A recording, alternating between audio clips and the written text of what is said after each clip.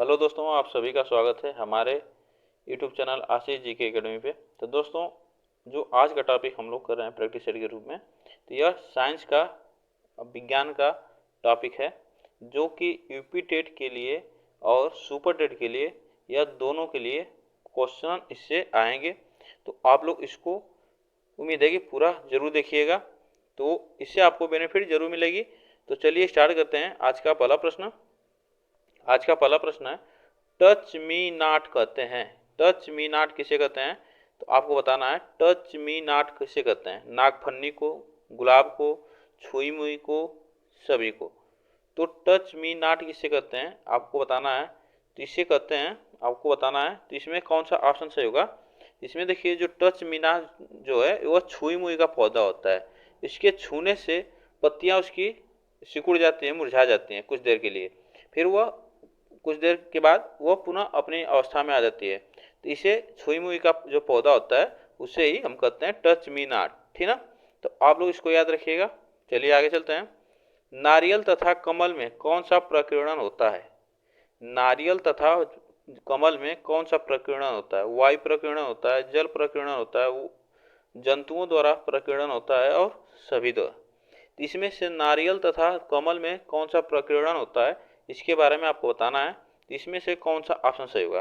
तो देखिए, जो नारियल है यह, इसमें तो ज़्यादातर पानी में यह नारियल पाया जाता है, और कमल भी पानी में ज़्यादा पाया जाता है। तो इसके वजह से इसमें जल का जो प्रकीर्णन होता है, एक स्थान से दूसरे स्थान तक यह जल के सहारे जाते हैं और वहाँ अपना प्रकीर्णन करते हैं, मतलब वहाँ नया पौधा उगता है। तो यह जल के द्वारा प्रकीर्णन होता है। चलिए आगे चलते हैं। मानव शरीर में पाई जाने वाली पाचक पाचक ग्रंथियां हैं। तो मानव शरीर में पाई जाने वाली पाचक ग्रंथियां हैं, यकृत है, अग्नाशय है, लार ग्रंथि है, सभी है। तो मानव शरीर में पाई जाने वाली पाचक ग्रंथियां हैं, इसमें से कौन सा ऑप्शन सही होगा? इसमें से कौन सा सही होगा आप लोग बताइए। मानव शरीर में पाई जाने वाली पाचक ग्रंथियां हैं, तो इसमें देखिए यकृत है, अग्नाशय है, लार ग्रंथियां हैं। यह सभी जो है मानव शरीर में पाई जाने वाली पाचक ग्रंथियां होती हैं। तो इसमें ऑप्शन हम लोग का जो सही होगा डी सही होगा, ठीक ना। इसमें डी ऑप्शन सही होगा। जो यकृत और अग्नाशय लार ग्रंथियां होती हैं, यह मानव शरीर में पाचक ग्रंथियां होती हैं। चलिए, इंसुलिन हार्मोन जो अग्नाशय से निकलता है, इसे इस इसके कमी से रोग होता है। जो इंसुलिन होती है, हार्मोन होता है, अग्नाशय से वो निकलता है, उसके कमी से कौन सा रोग होता है? पीलिया होता है, कैंसर होता है, टीबी होता है, मधुमेह होता है। तो इंसुलिन से जो हार्मोन निकलता है, अग्नाशय से निकलता है, तो इससे अब इसके कमी से कौन सा रोग होता है, यह आपको बताना है। तो आपको इसमें से कौन सा ऑप्शन सही होगा? तो देखिए, जो इंसुलिन होता है वह मधुमेह के लिए, जो शुगर के लिए इसका यूज होता है। इंसुलिन सुई का प्रयोग भी होता है, इंजेक्शन का प्रयोग होता है। और यह इंसुलिन हार्मोन होता है जो अग्नाशय से निकलता है, और इसी की कमी से क्या हो जाता है? मधुमेह होता है, जो शुगर आजकल हम लोग जानते हैं। मानव शरीर में सबसे बड़ी पाचक ग्रंथि है। तो मानव शरीर में सबसे बड़ी पाचक ग्रंथि कौन सी है? यकृत है, अग्नाशय है, लार ग्रंथि है, मधुमेह है। तो आपको बताना है मानव शरीर में सबसे बड़ी पाचक ग्रंथि कौन सी है। आपको बताना, वहाँ पे तो सभी पाचक ग्रंथियाँ थी, यहाँ पे सबसे बड़ी की बात पूछ रहा है। तो सबसे बड़ी पाचक ग्रंथि कौन सी होती है? इसमें से सबसे बड़ी जो पाचक ग्रंथि होती है मानव शरीर की, तो यह यकृत होती है, ठीक ना। यकृत होती है, जो कि सबसे बड़ी ग्रंथि, पाचक ग्रंथि होती है यकृत। चलिए आगे चलते हैं। पित्त रस का निर्माण करता है। पित्त रस का निर्माण कौन करता है? पित्ताशय करता है, यकृत करता है, हृदय करता है, बड़ी आंत करता है। तो पित्त रस का निर्माण करता है, आपको बताना है। इसमें से कौन सा ऑप्शन सही होगा? तो पित्त रस का निर्माण आपको बताना है कौन सा करता है, कौन निर्माण करता है। तो यह पित्त रस जो है यकृत से निर्माण होता है इसका। यकृत निर्माण करता है इसका, पित्त रस का, और यकृत से होता है। ऑप्शन इसमें हम लोग का बी सही है। मानव दांतों के प्रकार है। मानव दांतों के प्रकार है कृंतक, रदनक, प्रचवर्णक तथा चवर्णक। प्रचवर्णक तथा चवर्णक, आपको मानव दांतों के कितने प्रकार हैं यह आपको बताना है। तो इसमें से कौन सा ऑप्शन सही होगा? तो इसमें से आपको बताना है। तो मानव दांत के कितने प्रकार होते हैं? तो 4 प्रकार होते हैं। किसमें कृंतक और रदनक और प्रचवर्णक और चवर्णक, यह सभी होते हैं। इसमें जो ऑप्शन सही होगा हम लोग का डी ऑप्शन सही होगा। 4 प्रकार होते हैं मानव शरीर के, मानव दांतों के, मानव दांत के 4 प्रकार होते हैं। चलिए आगे चलते हैं। दांतों की कठोरता किसके कारण होता है?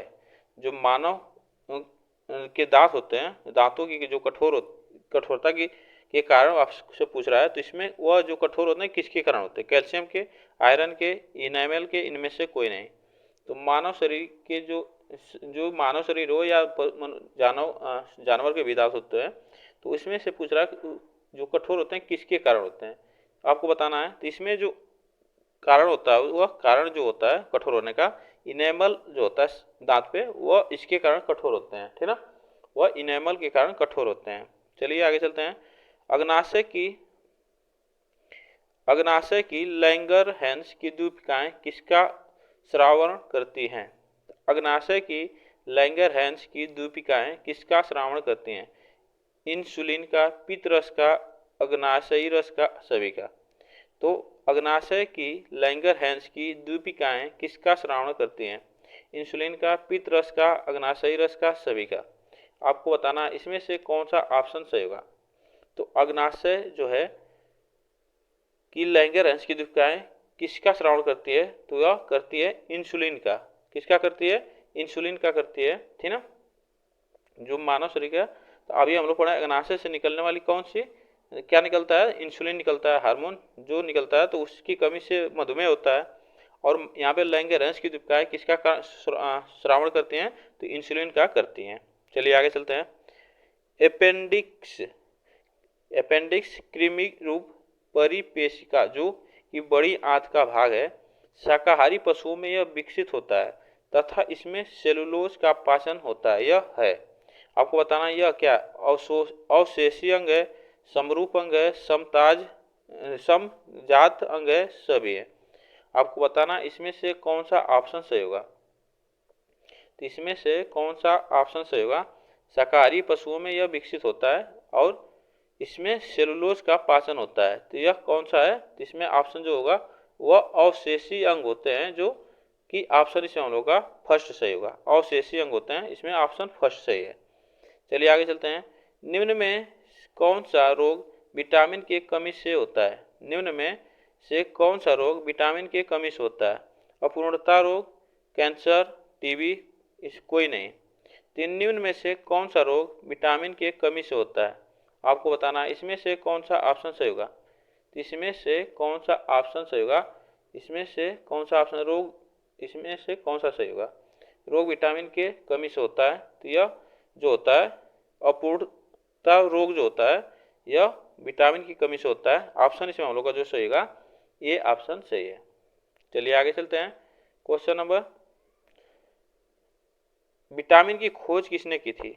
आपको बताना है विटामिन की खोज किसने की थी।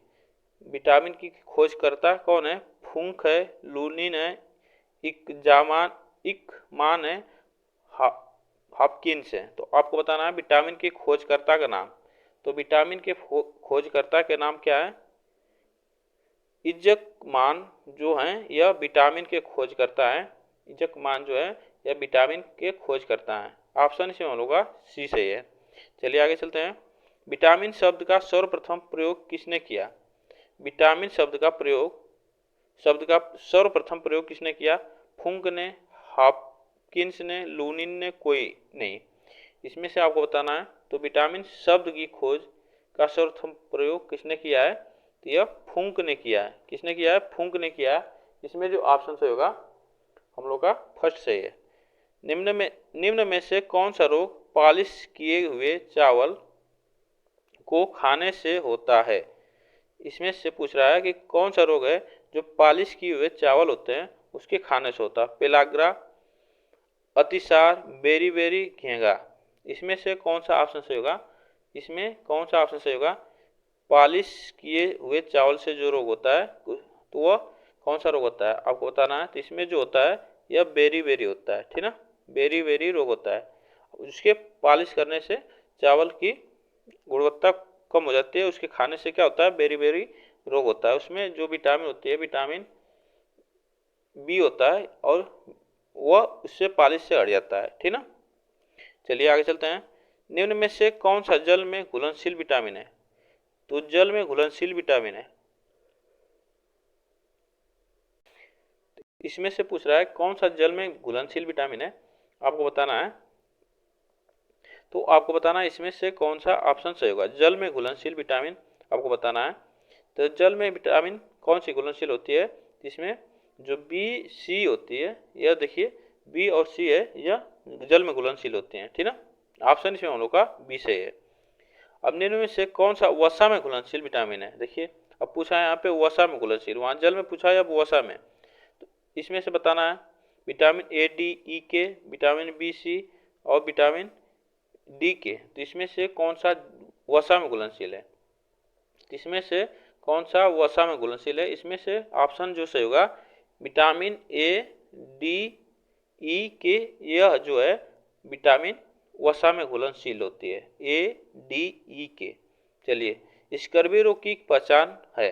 स्कर्वी रोग की पहचान मसूड़ों से रक्तस्राव, हाथ का फूलना, रुधिर छिड़ता कोई नहीं। स्कर्वी रोग की पहचान आपको बताना है, इसमें से आपको बताना है कौन सा ऑप्शन सही होगा। तो देखिए जो स्कर्वी रोग की पहचान होता है तो वह मसूड़ों से रक्तस्राव होता है, ठीक ना। इसकी कमी से, विटामिन सी की कमी से क्या होता है?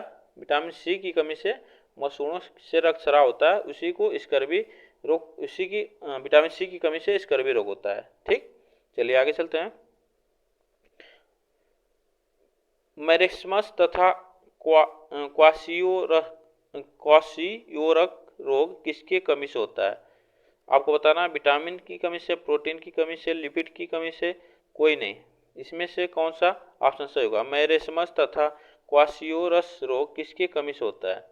ऑप्शन इसमें कौन सा सही होगा? इसमें कौन सा ऑप्शन सही होगा?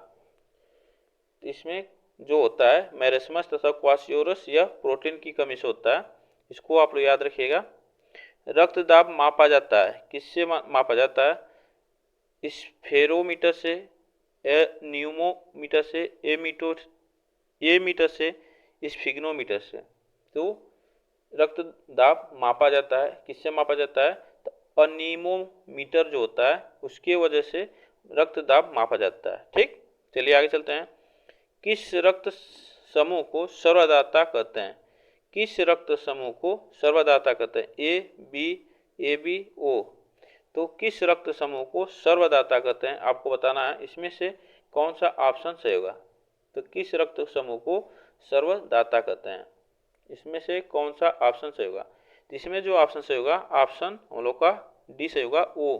जो ओ समूह होता है वह सर्वदाता होता है, किसी को भी रक्त दे सकता है। चलिए आगे चलते हैं। किस रक्त समूह को सर्वग्राही कहते हैं? किसी से भी ले सकता है। तो आपको बताना है सर्वग्राही। विटामिन ए बी, विटामिन की बात कर रहे हैं हम, रक्त की बात, ए बी और ओ। तो कौन सा सर्वग्राही है जो ब्लड ले सकता है वह समूह से, रक्त समूह से? तो इसमें जो ऑप्शन सही होगा, इसमें ए बी जो है, यह ऑप्शन ए हमारा जो सही है, इसमें यह ऐसा रक्त है कि किसी भी से सर्वग्राही होता है, कि किसी भी से यह रक्त ले सकता है। चलिए आगे चलते हैं। मनुष्य के शरीर में पसलियों की संख्या कितनी जोड़ी होती है? तो मनुष्य के शरीर में पसलियों की संख्या कितनी जोड़ी होती है? 12, 10, 14, 20। तो कितनी जोड़ी की बात कर रहा है, इसमें आपको बताना है इसमें से कौन सा ऑप्शन सही होगा। तो कितनी जोड़ी मनुष्य की पसलियों की संख्या होती है, इसमें से कौन सा ऑप्शन सही होगा? इसमें से कौन सा ऑप्शन सही होगा? मनुष्य के शरीर में पसलियों की संख्या कितनी होती है? तब 12 जोड़ी होती है, ठीक ना। 12 जोड़ी होती है ऑप्शन इसमें, और 12 जोड़ी होती है। और इसमें पसलियों की संख्या पूछे, सिर्फ जोड़ी की बात ना करें तो 24 होती है, ठीक ना। अगर पसलियों की संख्या पूछे सिर्फ तो 24 बताइएगा, और जोड़ी की बात करें तो 12, ठीक। चलिए आगे चलते हैं। मनुष्य की खोपड़ी में कितनी अस्थियां होती हैं? मनुष्य की खोपड़ी में कितनी अस्थियां होती हैं? 28, 30, 32, 40। तो मनुष्य की खोपड़ी में कितनी अस्थियां होती हैं, इसमें से कौन सा ऑप्शन सही होगा? आपको बताना है। तो मनुष्य के शरीर में खोपड़ी में कितनी अस्थियां होती हैं, तो उसमें अस्थियां होती हैं कितनी, 14 अस्थियां 28 अस्थियां होती हैं, 28 अस्थियां होती हैं मनुष्य की खोपड़ी में। चलिए आगे चलते हैं। हमारे शरीर की सबसे छोटी हड्डी है, हमारे शरीर की सबसे छोटी हड्डी कौन सी है, स्टेपिज, फीमर, इनकस, कोई नहीं। तो हमारे शरीर की सबसे छोटी हड्डी कौन सी है आपको बताना है। तो इसमें हमारी जो शरीर की सबसे छोटी हड्डी स्टेपिज होती है, जो कि कान में पाई जाती है। यह हमारे शरीर की सबसे छोटी हड्डी होती है जो कि कान में पाई जाती है। चलिए आगे चलते हैं। हमारे शरीर की सबसे बड़ी हड्डी, तो हमारे शरीर की सबसे बड़ी हड्डी पूछ रहा है, स्टेपिज, फीमर, फिबुला, टिबिया। तो हमारे शरीर की सबसे बड़ी हड्डी कौन सी होती है, तो यह जो होती है फीमर होती है, ठीक ना। कौन सी होती है, फीमर होती है हमारे शरीर की सबसे बड़ी हड्डी। ऑप्शन इसमें हम लोग का बी सही है। चलिए आगे चलते हैं। हमारे शरीर के किस अंग में लसिका कोशिकाएं बनती हैं, हमारे शरीर में, हमारे शरीर के किस अंग में लसिका कोशिकाएं बनती हैं, आपको बताना है। लसिका कोशिकाएं बनती हैं यकृत में, तितली और तिल्ली में और अग्नाशय में, वृक्क में। तो हमारे शरीर के किस अंग में लसिका कोशिकाएं बनती हैं, इसमें से जो ऑप्शन सही होगा, कौन सा ऑप्शन सही होगा, हमारे शरीर के किस अंग में लसिका कोशिकाएं बनती है, तो यह किस में बनती हैं, तो यह तिल्ली में बनती हैं, ठीक ना। तिल्ली जो होती है यह इसमें जो है लसिका कोशिकाएं बनती हैं। ऑप्शन इसमें हम लोग का बी सही है। वयस्क मानव में हड्डियों की संख्या होती है, वयस्क मानव में हड्डियों की संख्या कितनी होती है, ऑप्शन इसमें आपको बताना है। 206, 207, 208, 201। तो वयस्क मानव में हड्डियों की संख्या कितनी होती है आपको बताना है। तो एक वयस्क मानव में हड्डियों की संख्या 206 होती है, ठीक ना, 206 होती है। इसको आप लोग याद रखिएगा। एपीकल्चर है क्या है, मधुमक्खी पालन, रेशम कीट पालन, दोनों, कोई नहीं। एपीकल्चर आपको बताना है क्या होता है। तो यह क्या होता है, मधुमक्खी पालन होता है, रेशम कीट पालन होता है, दोनों होता है, कोई नहीं होता है। तो देखिए एपी जो कल्चर होता है यह मधुमक्खी पालन होता है, ठीक ना, यह मधुमक्खी पालन होता है, इसको हम एपी कल्चर कहते हैं। चलिए आगे चलते हैं।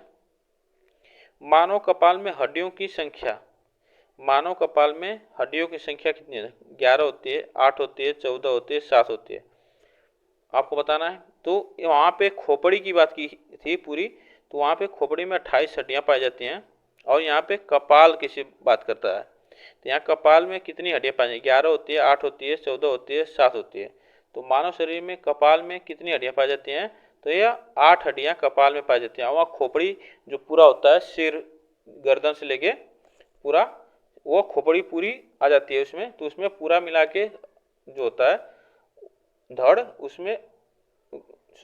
उसमें जो सर से लेकर गर्दन तक पूरा आता है, तो उसमें 28 हड्डियाँ होती हैं, ठीक ना। तो इसको वह पूछा था, उसमें 28, और यहाँ पे सिर्फ कपाल की बात कर रहा है, तो इसमें 8 हड्डियाँ होती हैं, ठीक। चेहरे में हड्डियों की संख्या कितनी है, अब यहाँ पे देखिए चेहरे की बात पूछा है, तो चेहरे में कितनी हड्डियाँ होती हैं, 7 होती हैं, 3 होती हैं, 14 होती हैं, 13 होती हैं। तो इसमें कितनी हड्डियाँ होती हैं, तो चेहरे में पूरे हमारे जो चेहरा फेस है उसमें 7 हड्डियाँ पाई जाती हैं, ठीक ना, यह 7 हड्डियाँ पाई जाती हैं पूरे शरीर में, पूरे चेहरे में। कंडरा जोड़ती है, कंडरा किससे जोड़ती है, हड्डियों को हड्डियों से, पेशियों को पेशियों से, तंत्रिका तंत्र को पेशी से, पेशियों को हड्डियों से। तो कंडरा किससे जोड़ती है आपको बताना है। तो ऑप्शन इसमें कौन सा सही होगा, इसमें से कौन सा ऑप्शन सही होगा, कंडरा किसे जोड़ती है आपको बताना है। तो कंडरा जो जोड़ती है पेशियों को हड्डियों से जोड़ती है, पेशियों को हड्डियों से जोड़ती है। ऑप्शन इसमें हम लोग का जो होगा डी ऑप्शन सही होगा, पेशियों को क्या जोड़ती है, हड्डियों से जोड़ती है, ठीक। चलिए आज के लिए बस दोस्तों, कैसा लगा वीडियो आप लोग कमेंट बॉक्स में ज़रूर बताइएगा। अगर वीडियो आपको अच्छी लगी तो वीडियो को लाइक कर दीजिएगा, और चैनल को जो लोग नए जुड़े हैं चैनल को सब्सक्राइब कर लीजिएगा, और बेल आइकन दबा लीजिएगा, जिससे वीडियो को नोटिफिकेशन आप तक पहुंचता रहेगा। तो फिर मिलते हैं नेक्स्ट वीडियो में, आज के लिए बस इतना ही।